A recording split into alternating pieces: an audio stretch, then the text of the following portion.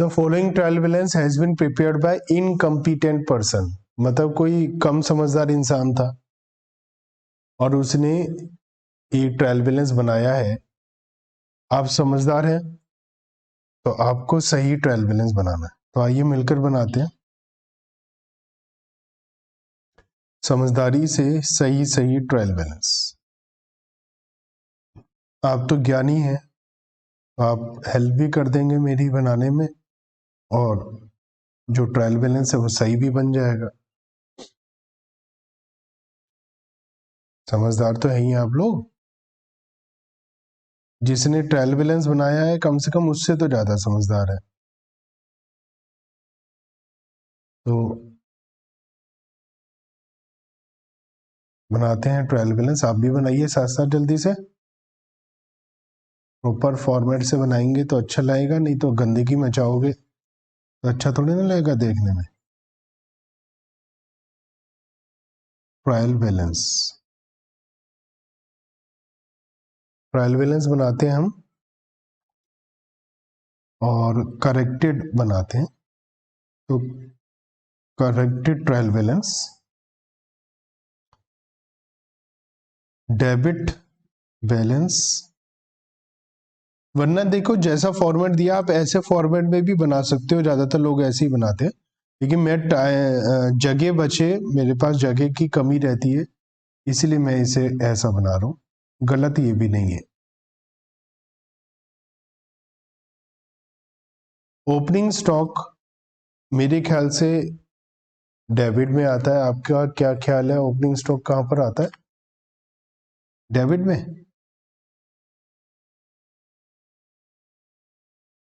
इसने तो ये ठीक जगह लिख दिया। क्लोजिंग स्टॉक किसी ने क्रेडिट में लिखा है, बताओ कहां पर आना चाहिए? ट्रायल बैलेंस में आना ही नहीं चाहिए कायदे से, तो इसे हम यहां पर लिखते ही नहीं है। गुड्स बोट परचेजेस कहां आती है? तो इसका मतलब इसने ये काम तो ठीक कर दिया। Sales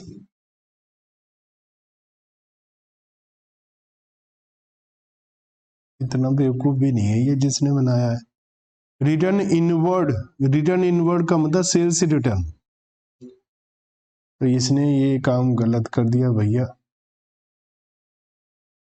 return inward 80,000, return outward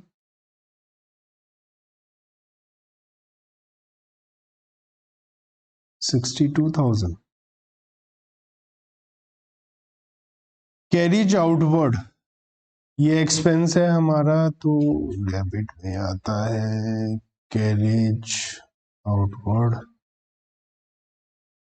2000 expense है, डेबिट में आता है। असेट्स डेबिट में आती हैं, डेबिट में लिखते हैं 35 लाख। रेंट पेड एक्सपेंस है, डेबिट में आएगा 64,000। फ्यूल एक्सपेंस है, डेबिट में आएगा 15,000। Rent of premises sublet to Ghanshyam, तो हमने किसी को किराए पर दिया हुआ है और किराए पर दे करके हमें रेंट मिला है। सबलेटिंग का मतलब हमने किसी से किराए पर लिया है और उस किराए वाली चीज को किसी और को हमने आगे किराए पर दे दिया, उसे सबलेटिंग ऑफ हाउस या प्रीमाइसेस बोलते हैं। तो जब हमने सबलेट किया तो हमें किराए की इनकम मिल गई होगी। रेंट कई बार ऐसा भी होता है कि हमने ना ये जगह किराए की ली, रेंट भी लिखा है यहाँ पर 64,000 है। इसका छोटा सा एरिया हमने सबलेट कर दिया, किसी और को किराए पे दे दिया, हमें जरूरत नहीं थी या कुछ कमाई हो जाए हमारी उस हिसाब से। तो rent from subletting of premises, तो हमारी इनकम है 24,000। लोन टेकन, हमने लोन लिया है तो हमारी लायबिलिटी है, और लायबिलिटी का क्रेडिट बैलेंस होता है। इंटरेस्ट ऑन लोन टेकन हमारा एक्सपेंस होता है, एक्सपेंस का डेबिट बैलेंस होता है।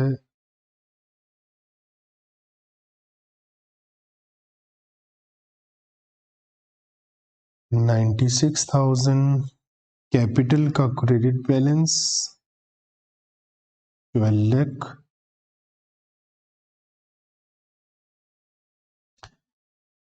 इनकम टैक्स का डेबिट बैलेंस होता है, ड्राइंग्स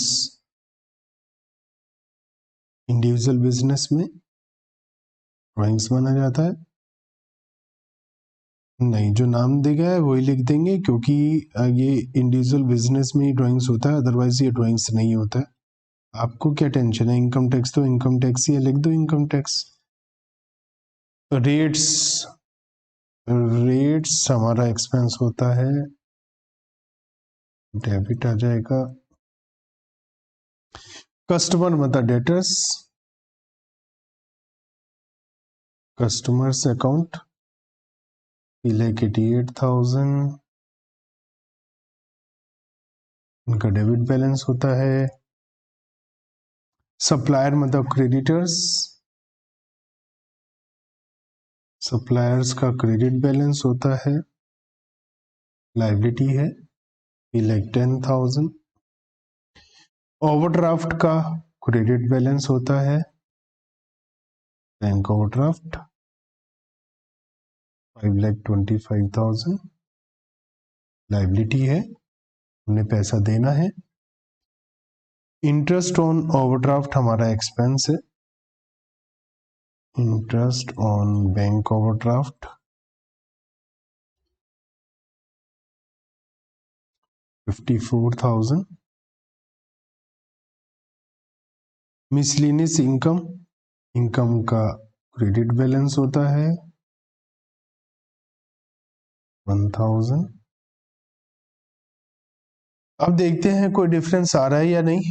हो सकता है हमारे को अब सस्पेंस ना लिखना पड़े क्योंकि अब हमने ठीक बनाया है तो मैच हो जाए। तो किसी ने टोटल किया है तो बता दीजिए।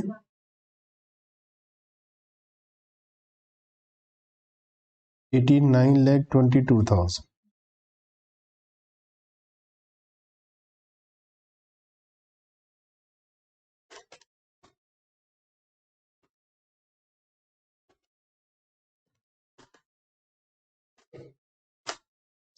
तो ये मैच हो गया हमारा। क्रेडिट का टोटल मैंने किया, ये आ रहा है 89,22, आपने डेबिट का किया था तो इसका मतलब ये मैच हो रहा है।